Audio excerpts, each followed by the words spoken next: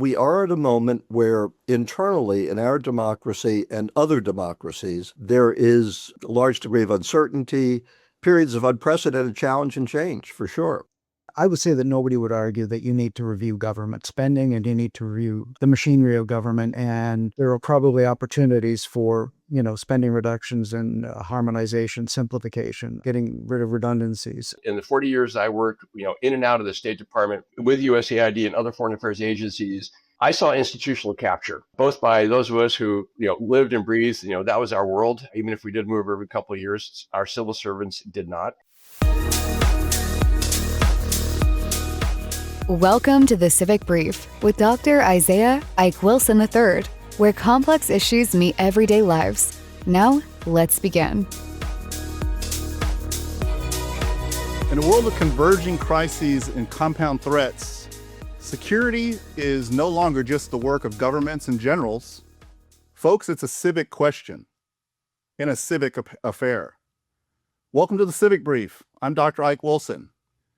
This month, we're stepping into what I've been calling for months, frankly, for years, the compound security moment, a time when crises are no longer arriving one at a time, but converging across systems faster than our institutions were designed to manage them.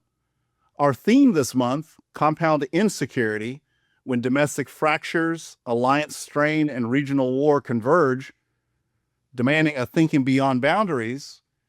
When we selected this meta theme, we did it well prior to today in how all of these dynamics are unfortunately playing out in real power and force terms. Folks, we are living at and facing the challenges of a time when disruptive change, once again, let me say that again, once again, it's a cycle in a cyclical thing, once again continues to outpace organizations and organizational leaders, countries and whole communities of countries even, their ability to see, to understand, to appreciate, as well as to anticipate, to think and act fast, and probably most importantly, to act first.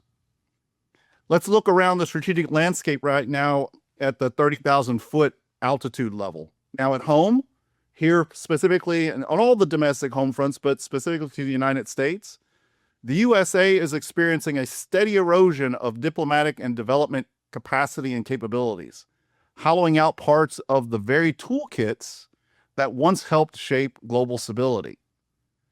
Extending abroad, long-standing alliances are adjusting to new uncertainties about American policy, continuity, and strategic directions.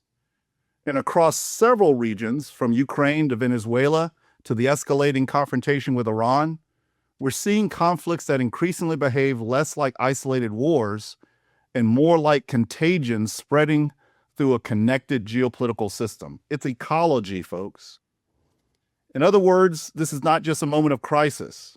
It's a moment when multiple systems are colliding at once. Now, to help us think through this landscape, this compound insecurity landscape, we're joined today by three seasoned diplomats whose careers have unfolded across many of the regions now sitting at the center of these compound pressures. Ambassador Michael Ranneberger spent decades in the U.S. Foreign Service navigating political transitions and fragile state dynamics across Africa and beyond. He served as U.S. Ambassador to Mali, Kenya, and Somalia, and as Principal Deputy Assistant Secretary of State for African Affairs.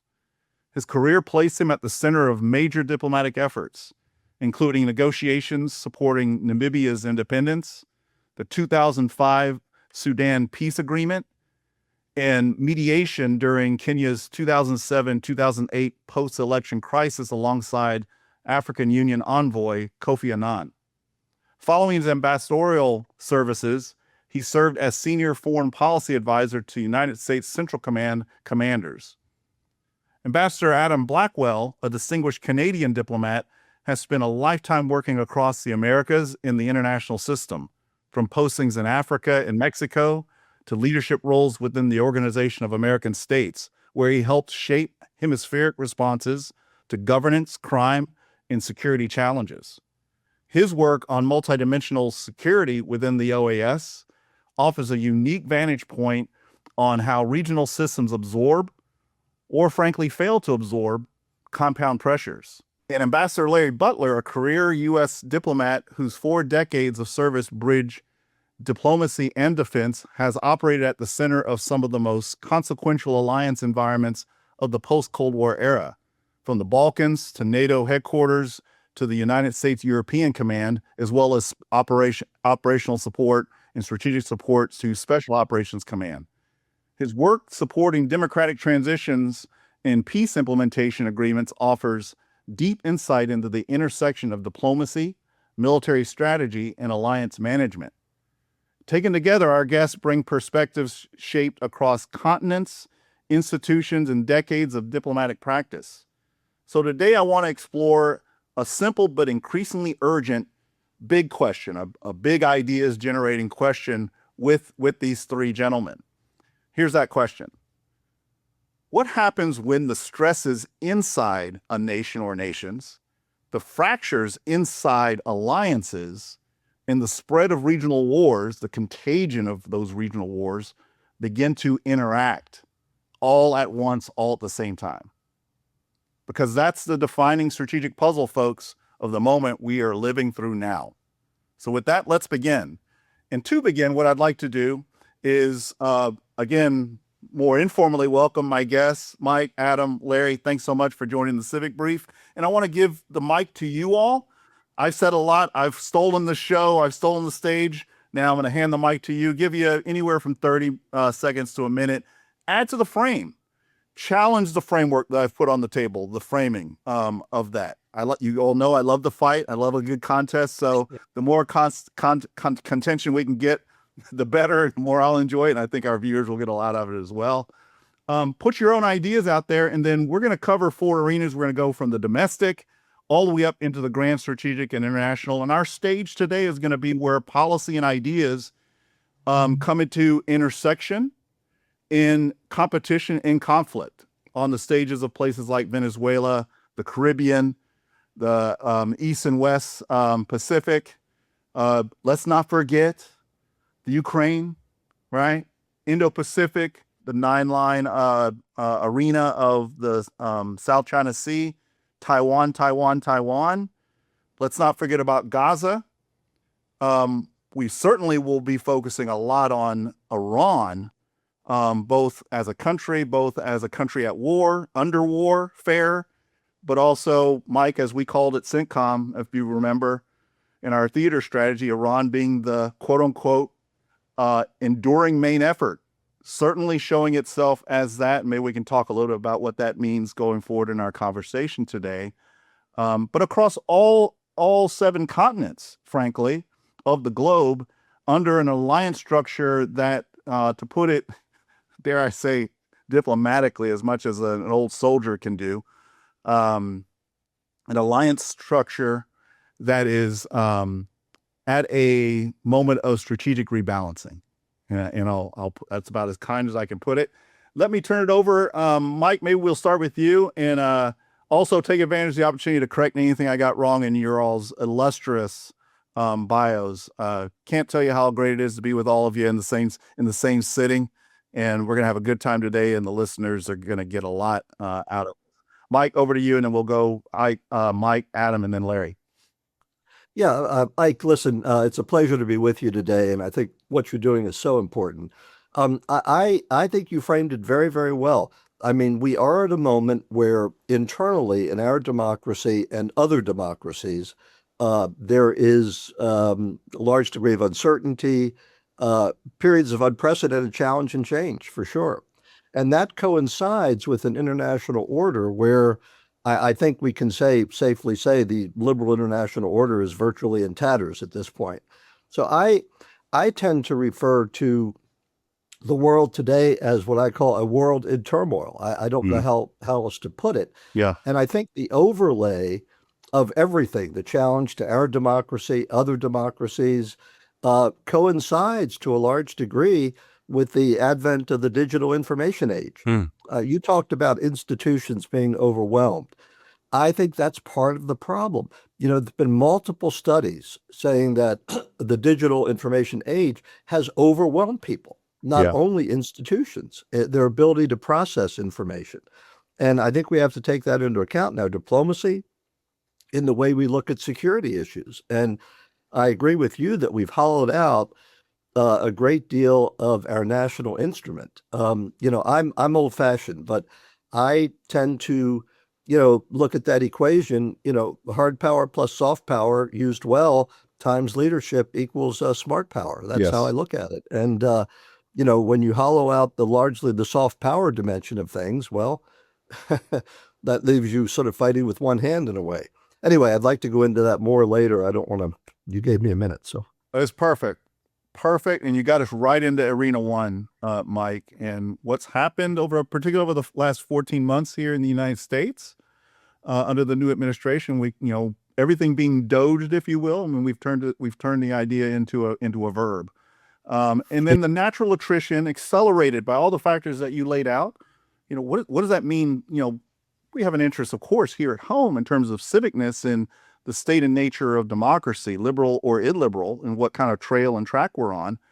But really how that has a direct, I think we oftentimes don't think about, and as citizens, we're not talked to enough about that intersectionality. Big word for a simple idea. How much of who we are and what we are able to do instrumentally, but also most importantly in my book, ethically and morally and purpose, as well as purposefully for our own vital national interests.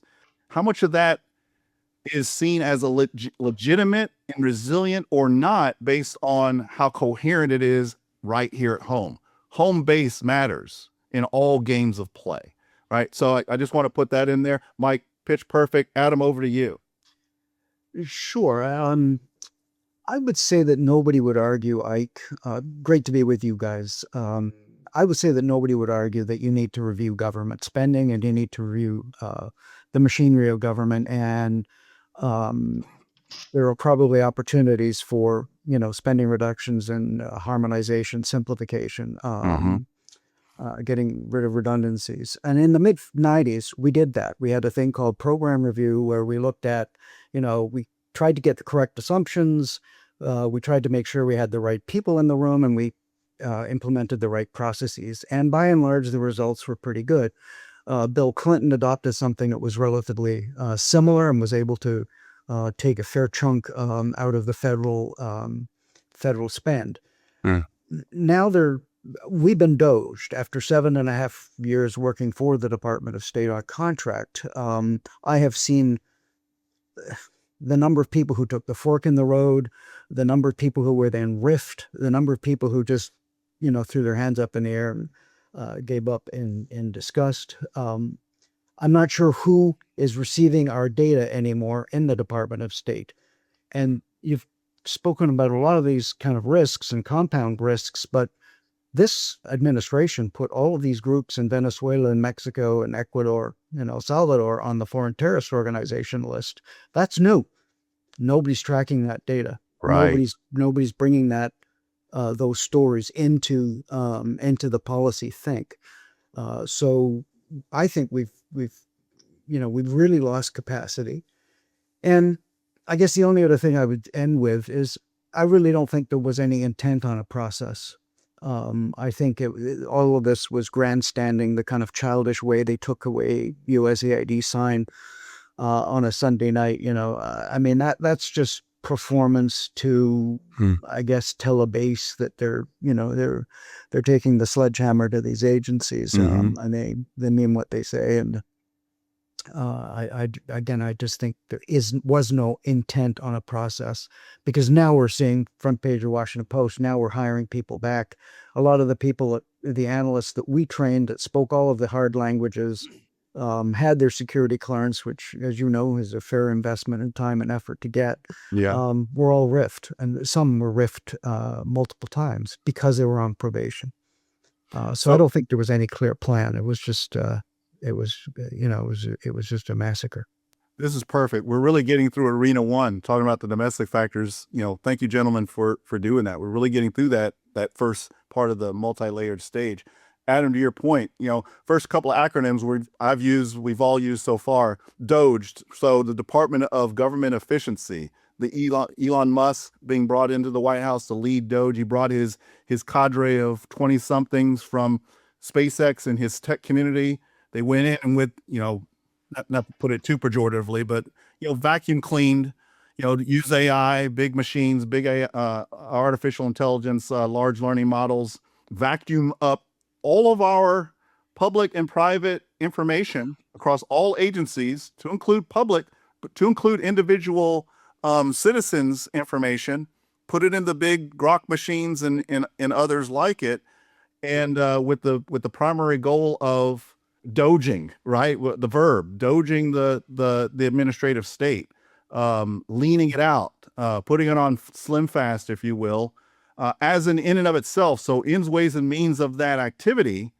Remember back in the first Trump administration and Steve Bannon, when he was still a special advisor in the White House to the president, and it very, very transparent in one of the ultimate goals of that administration to, quote unquote, dismantle the administrative state, right? All the deep state, cultish ideas. Now, as I think one of you already said, Adam, I think you said it actually, at the core of the madness is some rational sensibility. None of us are going to argue that, there are inefficiencies in government that need to be dealt with, right? But it's the manner of which, it's where you go from that kernel of coherency, and then how you go about it. Again, Bannon, this is a two administration endeavor to first dismantle that administrative state. And now, by the time we get into the second administration of President Trump, it goes beyond a dismantlement, and actually they see the opportunity to not only dismantle that administrative state, but to then take what's left of it and put it under what I'll call executive capture, right? And there are a lot of factors that play into that, to include a Congress that, my old professor at Cornell wrote the book on calling it, a commitment of legicide on the part of our legislative branch. First branch, it's supposed to be first branch, but it's got to be a branch that's engaged.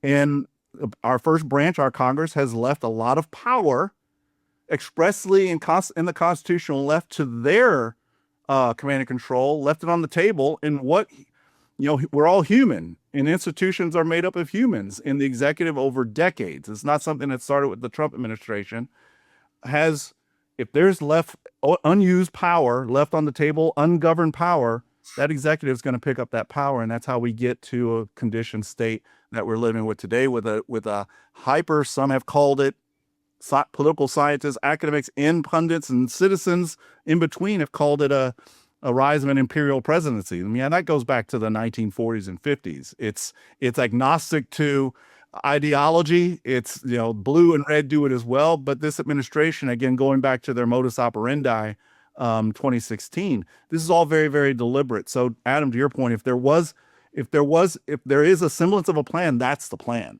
Everything else, I think it's improvisation, right? But there is a baseline to that. So one more acronym real quick, and then Larry, I'm going to turn it over to you.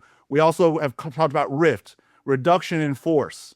What RIF means. So just for our travelers community, our the laypersons out there, that's what those two acronyms mean. Larry, over to you.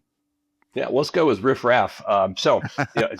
For alternative point of view, and kind of start with, if you look over my shoulder, is I started life as a Cold War baby with a Army captain serving in the Fulda Gap in Germany in the 1950s, which included Colin Powell and Elvis in his unit. So and then fast forward to the post-Cold War. So.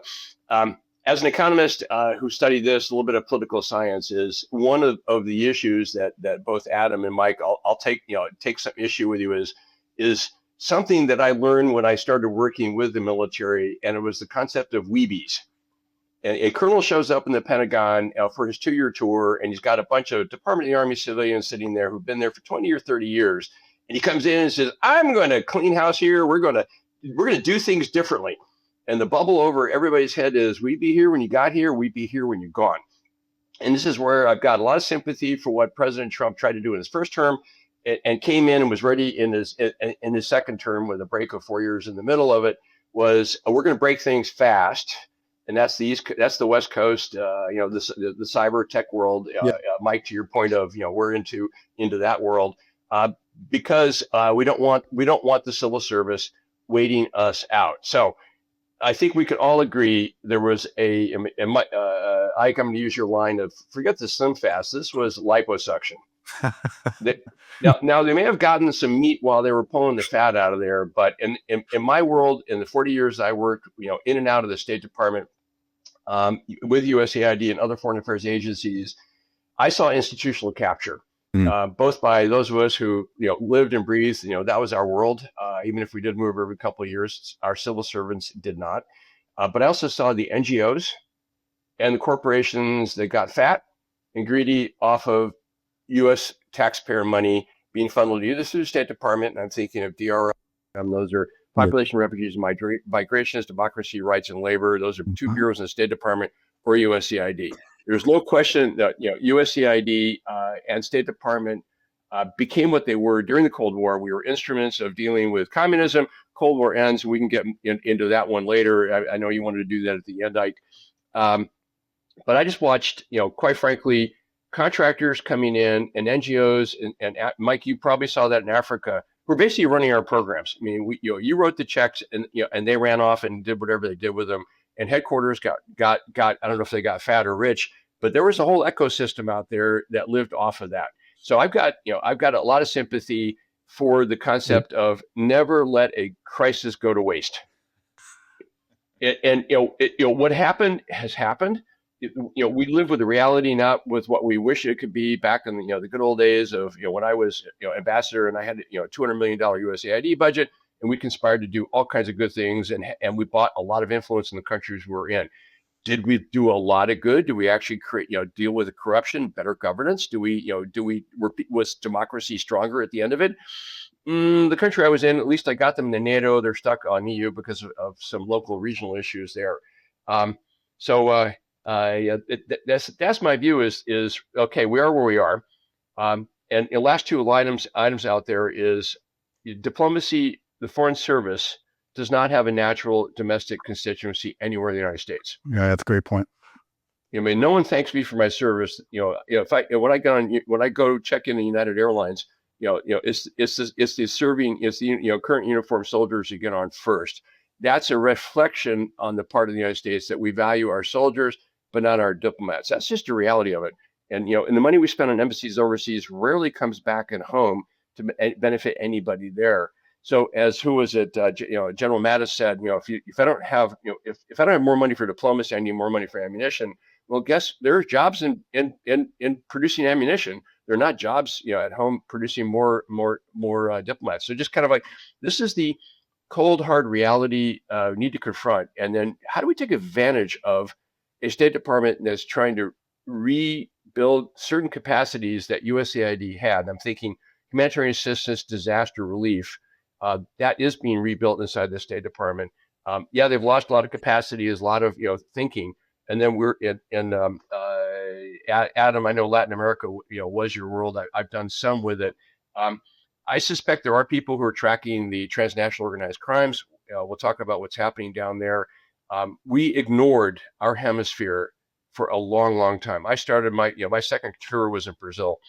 I didn't have a chance to get back until kind of post retirement. But we've always been either dealing with Russia or pivoting to Pacific. Latin America has been an afterthought, at least in my perspective. Kind of back to you, Ike. Yeah. Any questions or contention between Mike, you, Adam, and Larry? Perhaps Adam and Mike, contending a bit with what Larry put on. I'll take the first stab. This idea of never let a crisis go to waste.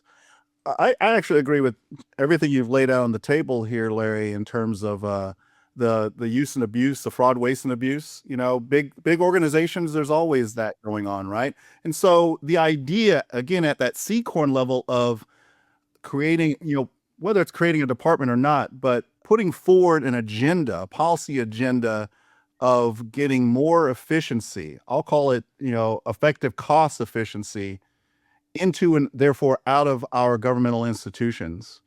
I don't think any American's going to question that, particularly in the story that you laid out quite well, Larry, in terms of years, decades of institutional obeseness, right?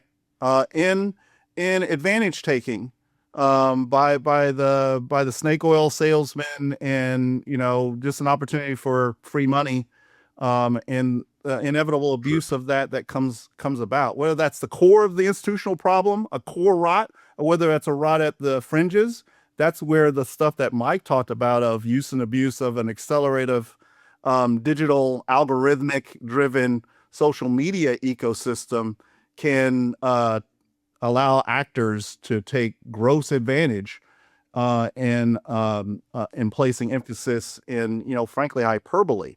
The point I want to make, and then I want to turn it over to Mike and Adam, and to all three of you to kind of contend on this a bit. And I'm going to bring us, you guys have done a great job of helping us get through Arena 1. We're going to jump right into the foreign affairs piece of this. But, the contractors are always there, and they're still there, right? So, I don't think, Larry, you made great points on the problem of, unwarranted, I'll summon General Eisenhower here, of unbridled, unwarranted deferments of governmental public power, our power, to private entities in the contractor's dilemma, private military organizations and the like involved in that as well. That is a driver to get governmental regulatory control, to streamline and more efficiency out of that system. But we've got an administration that has its favor. I mean, the contractor dilemma has not gone away. It's just become part of a very deliberative strategy. I mean, the Big Seven, the Palantirs, SpaceX's, the Andrils, the et cetera, 5 to 7 dominate not only global stock markets but U.S. defense industry. Add Sam Altman's Chat GPT and Darius's Anthropic in there in terms of the large learning model systems. We just change our favorites. I mean, I think Eisenhower is still rolling over in his grave as much now as he did in 1961, and perhaps more so now because it's more of a deliberative. It's not just the human factors aspects that where this is happening. This is like, get some as the getting's good. It's never let a crisis go to waste, and especially if we are in a position of an executive fiat where we can actually manipulate crises that are real organically happening on their own, but also manufacture crises to set the stage for more and more capture and more of this move down a road of military industrial importer algorithmic complexes that are less and less publicly responsible to the public, us, we the people, and more the utility arm, a Praetorian type utility arm of an executively captured American democratic republic. I guess that's my stronger than I thought I was going to say, my strong take. But you all contend back and forth on that a little bit, and I'll try to keep my mouth in retrograde here for a bit. No, Larry, I everything you said about contractors and all that, I mean, I could tell you a million stories. You could tell me, I came across it in Kenya, criminal levels of overhead, really. But I wanted to touch on something else. You were saying that there was no plan or process to that. And I agree with the hollowing out. But, we've never put much budget into our soft power. I mean, whether it's democracy promotion support, human rights support, I mean, so much of it went into the health sector, and so much of that was gobbled up by the contractors. And, I'm all for helping people, but I always thought that was a little bit skewed too far in one direction. But it gets to a more fundamental point, what's been going on. I mean, does soft power have any place in a transactional foreign policy approach? And that's what we're in. I mean, in the one hand, I would say, you look at Trump's foreign policy and you say, well, he's overcome any issue of hypocrisy. America doesn't claim to stand for democracy and human rights anymore. So, we're in a level, but that also puts us on a level playing field with China. I've always said the big asymmetrical advantage we have had, and I know I'm introducing China here and I don't want to get us off track. No, that's perfect. The big asymmetrical advantage we have had vis-a-vis China, of course, to some degree, hard power. but it's been the soft power component. And I think that's still out there, that soft power component, whether there's money behind it or not. And I think it will come back at some point. But the Chinese don't ignore soft power. And that's a whole discussion we could have. Yeah. They're using that to buttress their hard power. So, I think there's the fundamental issues. How do we look at transactional diplomacy in a way? That's one of the issues, not the issue. As we look at foreign policy. And then don't get me started on Africa. Maybe we can come back to that at some point. All right, I'm going to get you started on Africa, Mike. Thanks for the. No, give Adam a chance. Well, I mean, I agree with a lot of what Larry was saying, but I mean, what I was trying to point out is if you have the right process and right assumptions, right process, and right people, you can do this in a way that's not antagonistic, that's not, what did that guy Russell Lloyd say? He wants federal civil servants to come stressed to the office every day or some such thing. I mean, that's ridiculous. So do you need a program of humanitarian assistance? Question number one, yes or no? And if it's yes, who best to deliver it? Is it a company? Is it bureaucrats? Is it a multilateral organization? I mean, those are the questions that we should be having. And then how best to harness the various players here so that we are maximizing our humanitarian assistance or whatever assistance we're trying to do in a particular country. I was in Honduras trying to help them with a gang truce and a whole load of misery. And we formulated a donor community of, called it the Group of 16. There were 7 different countries trying to implement one form or another of community-based policing. 7. And folks, we got to coordinate. We got to cooperate here. There are ways of doing this that do not need to break the bank. That's really what I'm getting at. Instead, they come in and it's whiplash, and it's now we got to hire everybody back at Voice of America because they fired them the wrong way. And what's that cost? How much did it cost to have all those civil servants sitting at home for 8 months being paid not to work? I mean, what's the calculus of that? Not to mention the brain drain for the people that I know left the building. And are the wrong ones, because they're going to be able to find a new job rather than those that stay back and probably, would not so easily find a new job. So to me, it's the process. It's not. Larry, any counters? I want to give you the last word kind of on this little segment, and then I want to dive into what Adam just put on the table, maybe as part of your response, Larry. What are the costs of what we've all 3 of you have painted out, and how do you do the costing, right? And I think and I'll show my cards here. I'm a terrible poker player. I play Texas Hold'em with all my face cards facing outward, right? Terrible. So I'm gonna do it again right here.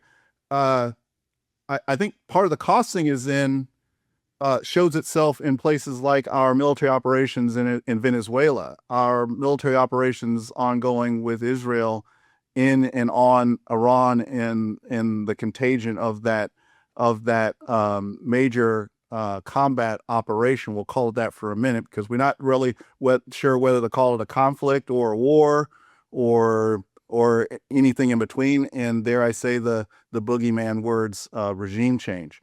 I think a lot of the costing comes out there, particularly in what, I wrote a lot about and almost, got in trouble when I was in uniform service years ago with Iraq. And despite our unmatchable, undefeatable, unbeatable prowess, exquisite prowess at winning all the battles in these major campaigns, whether it's conflict or war and anything in between, still a failure to have a plan for winning the peace, the relative peace, as long as we can keep it and as we come to know it, or what we call at the time phase 4, right? We have a phase 4 problem in Venezuela. We've got a phase 4 problem the day after next, as I oftentimes call it. We got a day 4 problem, phase 4 problem in looming in the Ukraine. Once we get through phase 3 execution and major combat operations, if we ever do, we've got one hugely lingering over Gaza and the future of that. And as that comes into contagion interplay with the one looming most prominent in all of our minds, Iran? What happens the day after our exquisiteness at steel on target? And I'm all for the United States and the Western community of Western liberal democracies having that prowess. Right? I'm all about that prowess. I've planned a lot of those missions. I've taken part and led a lot of those missions. Necessary but insufficient is the question that comes to my mind. That's my piece. Larry, take that, throw it in the dustbin if you don't even want to contend with any of that. But you get the kind of the final word, end of the beginning and beginning of our next conversation going forward into the NSS and all that. We're already. Well, I'm glad the civilian didn't have to explain to listeners the difference between phase 3 active military operations and phase 4, stability operations, and then phase 5 of giving it all back to the civilians. Yeah. And then we start all over again. Yeah. All right. The ideal is democracy. We all thought in 1991, and for that horrible expression of end of history, the liberal order had prevailed, and it was kind of like democracy was going to be there forever. And then with apologies to Adam and for the efforts in Central America, I had to deal with this when I was in Macedonia, where we had a USAID had a legal project with the American Bar Association, Central European Legal Initiative, ABA-CELI, where they were trying to export U.S. legal precepts and ways of doing things to a country that eventually was going to be part of the European Union. And I failed in stopping that until, although they eventually decided to hire a Brit, which again was another mistake, because now we're talking about, a similar system that we have, of like, why are we trying to export our values, our systems, our norms to other countries? Because they don't have the same sociological, legal, historical basis, that led to ours. And so, it's Maslow's hierarchy. My goal was security, prosperity. What is the 5 meter, the close up, near term target objective in the country we're in, and then how do we get to the long term? Because we all want them to be like us or some version of us. Finland, Canada, Germany, Denmark, the United States, we're all a little bit different, but we're all, we've got more similarities than differences. So I was just frustrated that way. And this is an opportunity now of resetting, the soft power piece of what we do. Mike, to what you said, I would have given anything to have been the Chinese ambassador in any country I was in. Why? He had all elements of national power were concentrated in that person's embassy, military, commercial, the money that they handed out to build, to do good things in the countries, but it always came with something that they didn't see. There was a hook in there. You signed over the rights, to your country when you agreed to, to accept our money to build. I'm thinking Kenya right now to build a railroad. Because there's ultra. Having said that, the Chinese spend money to buy people. They're not interested, and they want something in return. Whereas we generally we don't want anything in return, and that's a challenge for us. So one of the challenges for the Foreign Service, since the end of the Cold War, I know we'll get into this one, because you and I have talked about this in the past. Is what are we there for? Yes. What are the core U.S. interests overseas? And this is where the new national security strategy, one, I love the emphasis on the Monroe Doctrine 2.0 or the Donroe Doctrine, and is Greenland is part of the Western Hemisphere, but that's something we need to annoy allies over. That's a different issue, but we have neglected to our peril what goes on south of us. And to a certain extent, and I got to look at you, Adam. Since the Canadian border is about 2-hour drive away from where I'm sitting, what goes on north of us? Come on, laugh, yeah. It's okay, Adam. Lots of good stuff. It's not the good. The province of New Brunswick is now bombarding our evening TV here in Maine with tourism advertisement. It was kind of like, It's like, I had no idea they had lobster up there. Anyway, back over to you, Ike. You've done it. You've transitioned us right where I wanted to go perfectly. The national security strategy. Let's dive into that conversation right now. Where do we want to go? Because what our ends are, identifying what we want out of our strategies, right? The ends of a national security strategy. And again, folks, we have a new 2025 national security strategy. We also have derivative of that, a national defense strategy of 2026. Right. And the interplays of these, you have a chart that you can look at in front of you as we talk through this. But any strategy is the logical relating and relationship between ends, ways, and means. Ways are those methods that we've been talking about a lot. And a lot gets lost in the translation between means or resources available to an individual, a community, a country, a collection of countries, alliances. The means available, those resources, and how you can bring those resources to bear, frankly, how you can rationalize the use and utility of those instrumental material means based on the political outcome that, in my not so humble opinion, should also represent who you are as an entity, in this case, as a country or a community of, small l, small d, small r, liberal democratic republics, democracies, right? In the rule set, what we put to bear in terms of instrumentality should be a representation of who we are based on our ends of what we want and need to get out of our use of force for power purposes, right? The new national security strategy, Ambassador Butler, Larry, talked about Monroe Doctrine 2.0, or what the administration has formally in their documents called and relabeled the Donroe under, Donald Trump, the Donroe Doctrine. An expansive, paying primary attention in a spheres of influence reorientation of at least how we see the world and how we are approaching the world, spheres of influence. And the United States of America is intended under this new national security strategy to have a sphere of influence that we govern or lord over, that's a greater Western hemisphere. And that's where the conversations about Greenland geographically and geostrategically come into play. Panama Canal is always in that narrative gameplay as well. But just real quick, what are the specific ends as stated in the National Security Strategy of 2025? First and foremost, preserve the United States as a sovereign, independent republic that secures the natural rights and well-being of its citizens. Now, there's a lot of broad boilerplate, hard to argue with that. But when you get into the identify how we get there, the ways, you start to see things kind of reveal themselves in terms of how the character of the country is making a deliberative choice in kind of changing from who we've been and how we've been based on what we do, how and why, and what we choose no longer to do. Quite a strategic rebalance, to put it kindly and diplomatically, from what it's been over the last 22 national security strategies, taking us back to at least the 1960s, even the latter 1950s. What are some of those principles? America first. I'm going to let you guys talk about that, put some meat on the bones for our travelers. America first, focus on core national interest.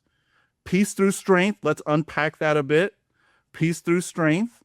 I think what that really translates to show my cards again, bad poker player that I am, peace through force, and force being military material, military lethal force, right? Peace through strength. To me, strength is not just that. Lethal use of force and being exquisite at is a necessary but insufficient part of the power equation. To me, peace through strength is peace through a resilient system, of which we are the guaranteeing and governing authority since 1945, of which we're making a choice to lead in a different way. Some would say even depart from the leading role itself, right? In terms of collective security and defense. A couple of more points in terms of stated principles in the national security strategy. Respect for sovereignty and a bias against intervention. Really? Venezuela threats, whether they're funny, haha, not so haha, to our northern partners in Canada, 51st state, to the Dutch and the Greenlanders themselves, to Greenland, constant returns to Panama Canal and, best deal making that they bought it for $1. That really aggravates our real estate expert as president of the United States. I get it. I feel his pain on that one, not just facetiously, honestly, right? He sees that as the worst business deal, real estate deal ever on the part of the United States, right? Cuba, right around the corner, coming attraction, right? See the movie, it'll be out this summer. Fairness and flexible realism in dealing with all nations. Primacy of the nation state over transnational bodies. We do see that in behavior. Maintaining regional and global balance of power and promotion of competence and pro-worker economic policy. Some priorities. In mass migration, secure the border.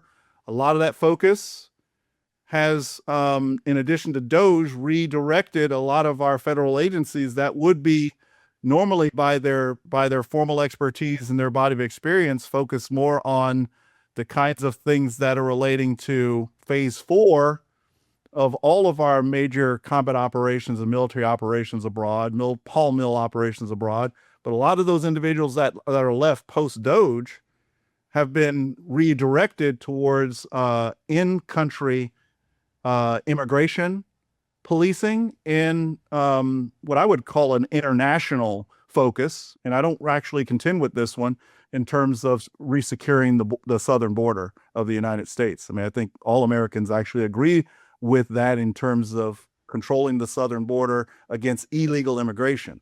We don't agree. Majority of us don't agree with the manner in which that is contaged through DHS and ICE operations internal to the country. But all that is zero sum in terms of resources available and means available. And when those capacities are focused and redirected inward here in the United States against domestic threats, domestic enemies, domestic terrorists, right, as has been cast by the administration. I'm being kind here because I'm using their own words. I'm being fair. That's less available for these expeditionary type of operations. So what is that going to look like?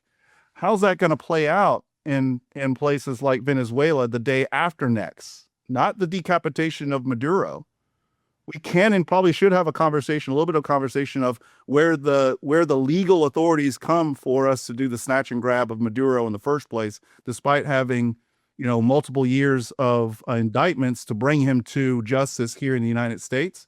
But it's a question of where do you pick him up legally, right? We violated that sovereignty claim in our national security strategy by doing a major combat operation. I know we're calling it in support of a law enforcement effort, but I can't find the legal precedent both in terms of U.S. domestic law, nor can I find it in international law either, to include international humanitarian law, that gave us the legal writ to actually do the snatch and grab. Now let's look at Gaza, right? There is something in international law called the responsibility of the belligerent occupant, right? Where does that, we don't talk about that a lot. We haven't talked about that, whether it's a blue administration or a red administration, for at least 15 to 20 years. How does that come into interplay? Now, we should have a constitutional conversation internationally on whether the majority of the International Committee of States still believe in that. And if we don't, let's take it off the legal books. But while it's still on the books, we're in violation of it. Not just the United States, but frankly, the entire community of democratic states, individually and collectively, because we have an obligation, jus post bellum, justice after the war, in places like Gaza, in places like Venezuela, in places soon to be like Iran.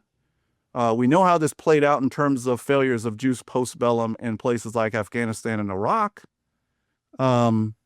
Different verse, all too tragically same as the first, folks.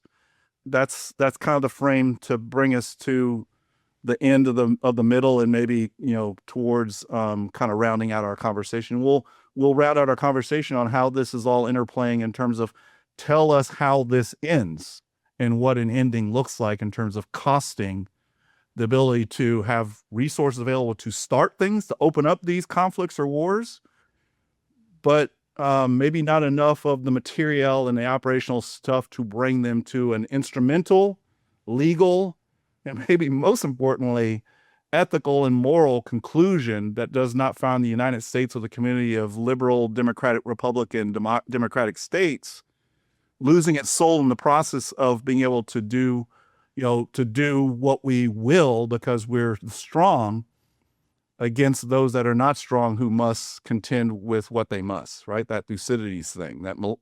How much are we giving the world a Melian dialogue today? And what does that mean selfishly for who the United States wants to continue to be today and who we want to continue to be for ourselves and others going forward? I'll pause there and let you all contend with that a bit, or ignore it outright, frankly. Can I jump in there for a second, Ike? Yes, you all can and should, please.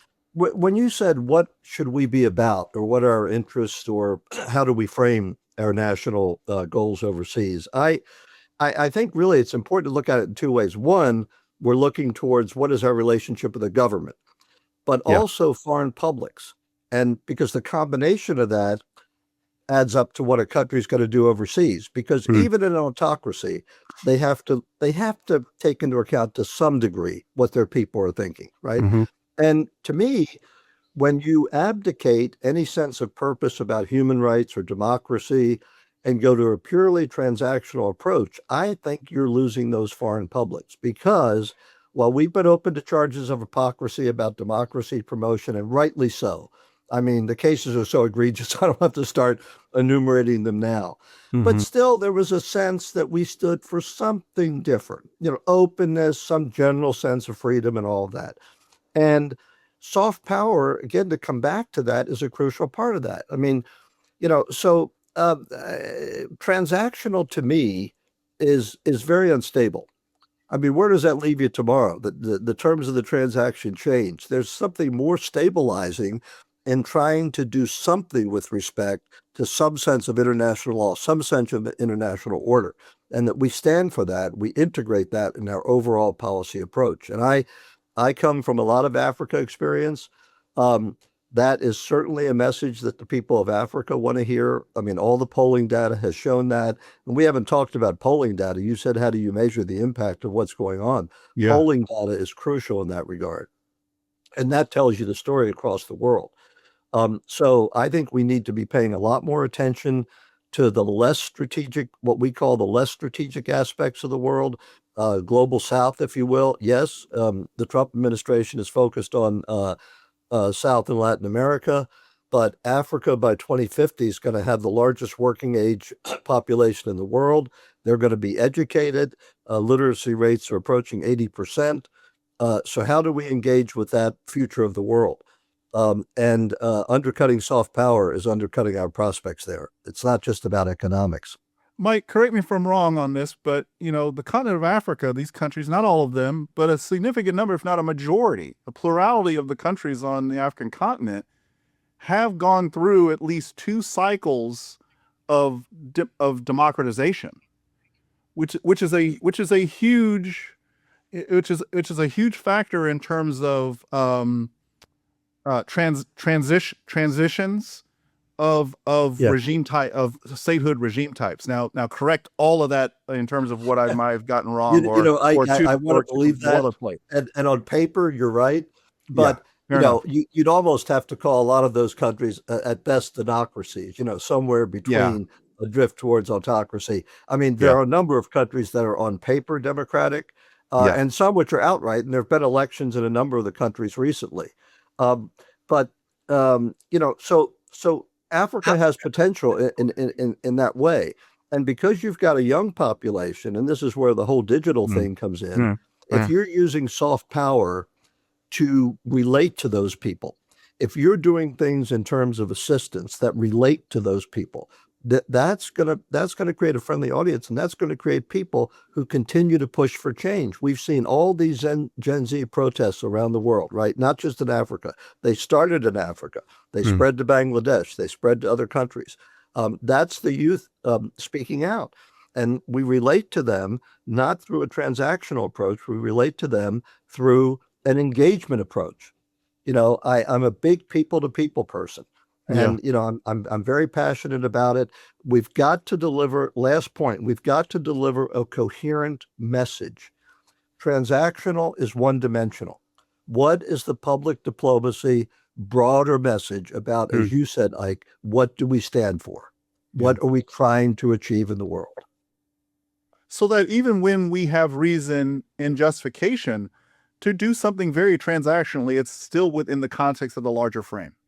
Of course, we're going to do some Right. transition. There's going to be transactional activity, but Absolutely. just as we'll be criticized for ineffective democracy promotion, we'll be criticized for transactional activity. But again, what's the broader context? And one thing I will say is that with China, and I'll stop, but with China, I agree, Larry, there's always a hidden agenda in what they do. But they do couch it in a broader language. The global South, alternative world order, and there is some appeal to that. So anyway, and we've got to have that narrative too, the broader narrative. Yeah, Adam.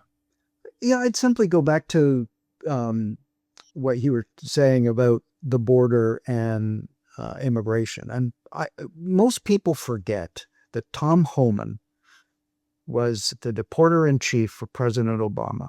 President Obama deported more people than any president in the history of the United States. Yes. The process was clean. When I was at the OAS, we met with Homan and we said, look, just do this in an orderly manner. If somebody is being sent back to Honduras and it's a mother who came over the border illegally, say it. Give her a little, a file. If it's a triple murderer, then the Honduran authorities need to know. And the other thing that we said to Homan, and this is where America has to do some of its own lifting. The other thing we said to Homan is we should implement E-Verify for everybody. Yeah. Doesn't matter whether you're a company of 20 employees or a company of 2 employees. You want to hire somebody, you got to make sure they're legally here and able to work. Because as long as there is a demand for labor, there's going to be a supply.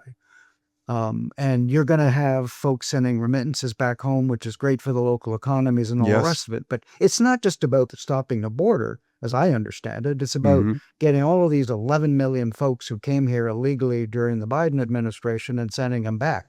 Yeah. Well, that's not going very well because people are hiding in church basements or wherever. The numbers are way down. So the process is not generating the intended outcome. So, I think that's something that needs to be looked at far more seriously. And I'd say the other thing is, since Larry raised it, look at Canada. I mean, Carney has not turned all of this into a crisis. He's simply gone and said, we have rupture.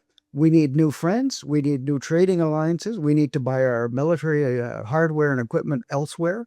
We need to diversify. Canada is going to double its trade with both India and China by 2030. I mean, that's, when you think about it, that's amazing. So I think it's been a good wake-up call for Canada that, we've now been confronted with this. And I think Carney has, by and large, managed it really well. And I guess my last point is we just had Davos, Carney speaks at Davos, but the Commerce Secretary was there and spent his 3 meetings insulting people to the point where Christine Lagarde, who was the former head of the IMF and currently the head of the European Central Bank, got up and walked out. I've never seen that happen at Davos. Yeah. Never. It was not necessary. You make a point. It can be a difficult point, but you really don't have to. You really don't have to be nasty about it. Mm-hmm. Well, yeah, and that's Davos 2026, and then Munich Security Conference that comes after that. You take that back a year ago, and that caustic approach by our own vice president. Our Vice President Vance in his speech. I mean, I beckon folks to go back and, pull up those videos and look at that. That was really the preamble to what Secretary of State Marco Rubio continued, but said it more diplomatically, as you would figure and hope our Secretary of State would, our chief diplomat would. But really, same message. And at the core of it, it's really about a narrowing of what constitutes "quote unquote" Western civilization. And what J.D. Vance, Vice President J.D. Vance, put forward in Davos 2025, Munich Security Conference 2025, was a continuation of the blood and soil definition of Western civilization in terms of who counts, who's in, who can become a member of, and who's out.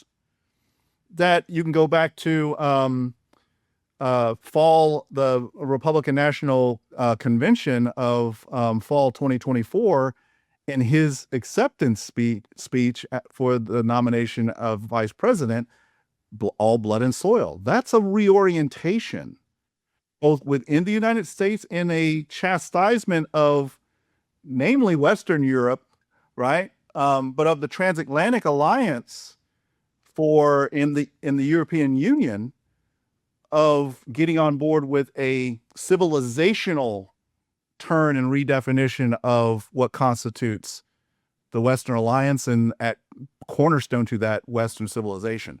This is a whole nother subject for me to invite you all back, but this as at the floorboards of everything that we're talking about here. And Larry, over to you. So there's a wonderful expression I heard a president say once, that if you find a turtle on a fence post, it didn't get there by itself. So in my little neighborhood here in central, and on the coast of Maine, we have Angolans, Congolese, and Somalis. Yeah. How did they get here? And the answer is, I'm really looking at them and at you, Mike, as well, because they originated in Africa. I've seen that, the studies that, by 2050, there's going to be like 2 billion people in Africa, and they're all going to be under the age of 25 years old, and they're going to look for work. They're going to look to emigrate, or they're going to join an extremist organization, or they're going to turn to organized crime, or all three. And my criticism of kind of almost every administration up until now, and I'm an equal opportunity critiquer of the 7 presidents I've had the privilege of working for, including the current one, is that they have neglected Central America. They have neglected, South America. We have not gone after the transnational organized crimes, which I contend is a bigger threat to our prosperity, our security, and our democracy and the livelihood of Americans than, quite frankly, Iranians and missiles, or the North Koreans and their nuclear weapons, or the possibility that our friends in Beijing are looking across the straits and thinking Taiwan is ripe for the pickings. I would join you on that, Larry, for what it's worth. It won't buy a cup of coffee in terms of what it's worth, but I'm with you on that. I think that's exactly right. There is a piece in the New York Times today about how a Dutch judge has just come out and said, Holland, and by the way, Greenland belongs to Denmark. It's Denmark and not the Dutch. Just remember, war is God's way of teaching Americans geography. No American could find Greenland until a month or two ago. Exactly. Now they can. Yeah, but whatever. And most people didn't know where Iran was. Stop laughing, Mike. It's true. My first assignment was Finland. I had to look Finland up on the map when State Department told me that I was going to be going to Finland. Like, I'm, what the hell? Okay, whatever. Anyway, so the failure to, and this is where you do need allies, you do need transnational organizations, you do need these mechanisms, because we're going to get into Ecuador right now is overrun with transnational organized crimes, including Albanian organized crimes. Mm-hmm. Why? Because most of the cocaine that's getting to the United States, and quite frankly getting to Europe, is coming out of Colombia into Ecuador, and then there's all these nice Chinese ports down there. It's getting loaded on ships, and it's ending up in the various ports in Holland. And this is like, the Dutch are like raising, like, we're in trouble because there's money. Money corrupts absolutely. Mm-hmm. They were talking about some port workers in Holland. You think, how do they get bribed? $200,000 to allow somebody to access a warehouse because there was a couple of tons of cocaine in there. So this is kind of my hitter on it is the high level of, we stand for human rights. We want to be that shining beacon on a hill. We want people to. We don't want them to come to us. because that's what's happened, because they're coming. And we have not, how did an Angolan or a Congolese get to the southern border? That's it's been, Central America has been the place where have quite frankly failed, and we've been swimming around there since Teddy Roosevelt, or who it was, says he may be a son of a bitch, but he's our son of a bitch. I know I'm misquoting him. Well, that's where Adam's point on the E-Verify comes into play, right? And those kinds of problems. And the problem with E-Verify is I can send you to some people who will get your social security number and all the paperwork you need to pass the E-Verify, which is something that the Homeland Security and those folks, they picked up a Congolese who had just signed up to work as a deputy sheriff down here. He passed E-Verify, but turns out he has some issues. Yeah, I'm not saying it's a panacea, but most of these issues that we talk about, you've got to look from your frame, Ike, the compound, multidimensional piece here. Yes. So yes. 80% of the drugs consumed in the United States come from Mexico.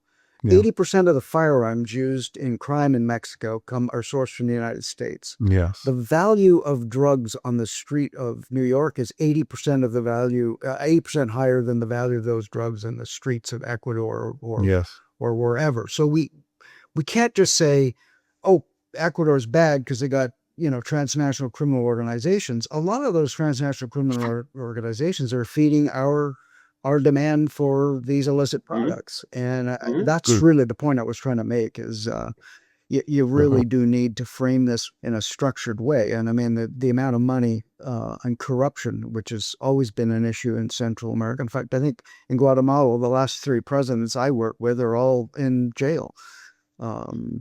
It's very difficult to get any traction there, despite all of our good efforts. It's just endemic. I've got to do the thing that's hardest for me. I've got to start to transition us to a conclusion. Okay. What I'd like to do is, I always like to do a lightning round. I'm gonna skip I'm gonna improv here. I'm gonna go off the main jazz line here. We're not gonna cover the lightning round questions I've already laid out. I want to give us all a lightning round. I want one question from each of your perspectives and your experience behind those perspectives. Address tell us how it ends in and around the U.S., Israel, Iran conflict war. Your thoughts on just some thoughts on tell me how this ends. Larry, I'm going to give the added burden to you because I want to give you the opportunity to talk a little bit about what we've talked about recently, also one-on-one, about this perpetual tragic, if not funny, in a non-ha-ha kind of way, quest of the United States to pivot away from and out of the Middle East, and then it's always there and back again, right? In fact, as soon as we start changing the prepositioned stocks and putting them on boats to shift them to our preferred theater, always the Asia-Pacific, Indo-Pacific, understandably, something happens in the greater Middle East that causes the ships to figuratively and literally turn around. So maybe we'll go, let's start with you, Larry. You got the bigger piece of this, and then let me jump into it. So the reason why we keep pivoting back either to Europe or now for the last 20, 30 years, the Gulf, what I call the greater Middle East. And I'm going to quote a Lydia Palgreen, who wrote in the New York Times 2 days ago. She's an op-ed person. The Gulf is the apotheosis of globalization. Yeah, love it. I mean, the global commons, everything that matters, to our prosperity, our welfare, our security, basically transits either the Red Sea or the Persian, Arab, the Straits, Hormuz Straits. Mm-hmm. And right now, nothing is transiting there. But I'm just saying, you want to know how it ends in Gaza. My crystal ball, my magic 8-ball has got no answers in that one. So shake it one more time. A couple of good things have come out of it. One, no one's talking about the Houthis or Yemens right now. I mean, which is, which the translation is the Iranians were arming and inspiring, aiding and abetting Hamas, Hezbollah, and the Houthis because of their hatred, their policies against Israel and against us. If we disappeared, I don't know what they would be doing, who they'd be going after, probably Pakistan or something like that. So there's a silver lining for what's going on in Iran right now. How does Iran end? And this is interesting. I'm gonna throw some kudos at this administration for what they did in Venezuela. They did not make Obama's mistake in Libya and decapitate the regime and break that country up into what it became, which is basically the country that armed ISIS and a lot of other violent extremist organizations in Africa. They've left the system in place. I almost wonder if they're going to try and come up with something similar in Cuba. The other silver lining is Russia has just lost its tentacles in the Western Hemisphere. Venezuela and Cuba are like, ooh, we're on our own now. And guess what? Iran's on its own, Syria's on its own, Libya, all the places that Russia used to be, and Iran, who was a major supplier of Shahed drones, in the war in Ukraine. I mean, that's all gone. So people have taken note of Russia no longer a reliable ally is the wrong word, a protector or a friend or something like that one. Even as people are watching us right now, thinking, okay, is this great power competition? I don't know how Iran ends. I doubt very much that it ends. Nobody's going to predict how this ends. The worst possible outcome would be for this country to break up into 3 or 4 pieces. Kurds in the north, Balukis in the south, and heavens only knows what's in the middle. That would not be good because there's more guns that are going to flow around. So there could be more chaos, Libya style. I'm pretty confident there's a goal of keeping a regime in place, which is not a problem to Israel and to us. And we'll see how it works out with, of course, Israel has, Israel is not under our control. They just blew up apparently refineries and oil depots near in Iran, which is going to cause the price of oil to go up. But that's kind of where it's going to go in. And last comment before I pass it over to Adam and Mike, and then I know you're going to get you'll wrap this up. Is something I noted. I joined the Foreign Service 1976. It was all about the Cold War. Everything we did. VOA was a Cold War instrument. USAID was a Cold War instrument. Cold War ends. Why did people join diplomacy in 1991? Why did they join diplomacy in 2001 when we had the global war on terrorism? Why did they join diplomacy in 2011 when that was kind of winding down? The short answer is we've had a generational shift in aspirations, expectations, and willingness of what they think is important. The average Foreign Service officer today, the ones that are left, became social missionaries, whatever woke them up in the morning that they wanted to do. Not good, not bad, but how did that resonate back at home when there is no constituency for diplomacy? I was going to say that when you add to projection of force, use soft power like tariffs and other things like that. Add that to the arsenal of how we get things done overseas. I honestly wish I was a trade negotiator right now with this administration. There's an expression that a diplomat is the guy that's in the middle of a street when a rabid dog comes up barking at you, and you're reaching around for a big and while you're reaching around for that big stick, you say nice doggy until you get your hands on the 82nd Airborne Division. Thanks, Larry. Adam, do with what you will, Adam. Your final words here. Yeah, I have to come back to Venezuela because nobody's going to lament the arrest of Nicolas Maduro. Yeah, very important. But, seriously, we have left the worst people behind. I mean, this guy, Diosdado Cabello, and Reno, the defense minister, I mean, it's still a narco state. There are still 6 million Venezuelans, I may not have that number right, still in Colombia and Brazil and other countries putting huge pressure on those social systems, trafficking in all sorts of illicit products. So that infrastructure, if you will, that narco infrastructure is still there. And you've got all of these militias that have been armed in all of these communities. I mean, I'm not sure what the end game is in Venezuela. And in Iran, maybe Larry's right. It'll split into 3, but it's a big, country, 100 million people, strategic location. I just don't see a regime which started, in 79? I just don't see them folding overnight, as I don't see the Colombian regime folding overnight either. They've just been around too long. They're part of the infrastructure. It's the tentacles are run all the way through society. I'm going to share with you all some of the weird dreams I have, right? I mean, I apologize right up front and letting you into the weirdness of my mind, but I remember that scene in Iraq, 2003, April 2003, and the Marines pulling down, helping the Iraqis pull down the statue of Saddam Hussein. And boy, talk about history kind of showing itself in some haunting ways. We were able to help the Iraqis pull down the statue, but the legs broke off and the legs remained on the statue, right?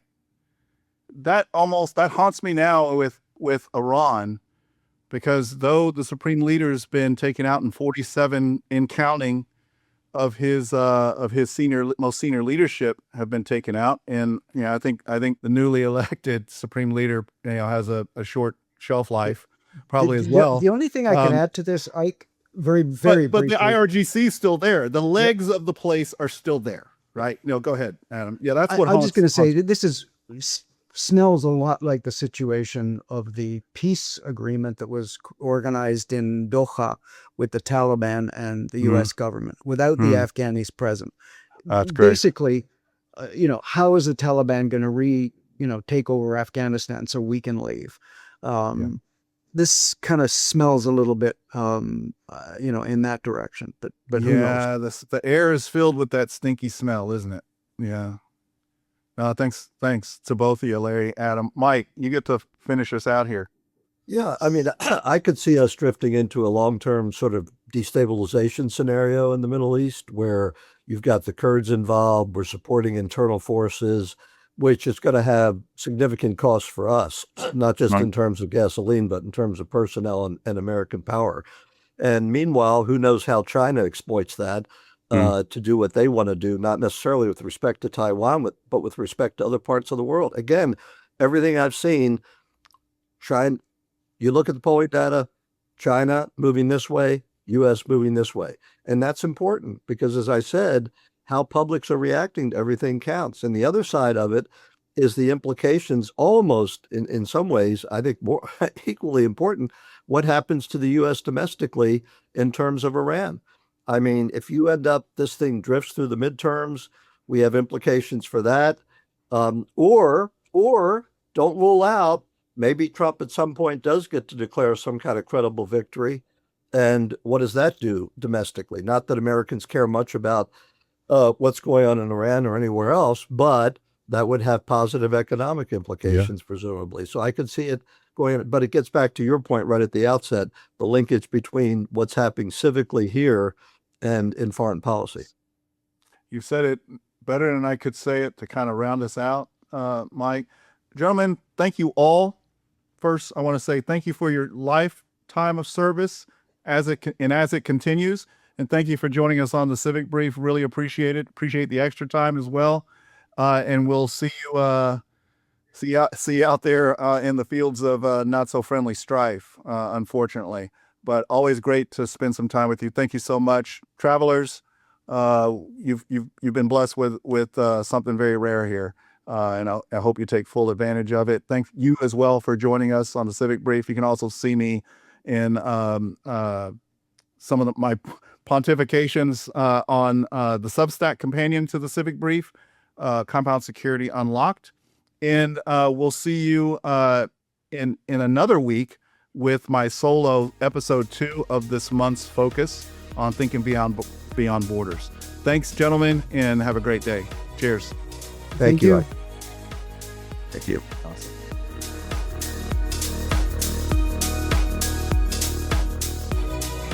Thanks for tuning into the Civic Brief. Got questions, insights, or ideas? Join us at thecivicbrief.com to continue the dialogue. Subscribe, share, and be part of shaping the future, one brief at a time.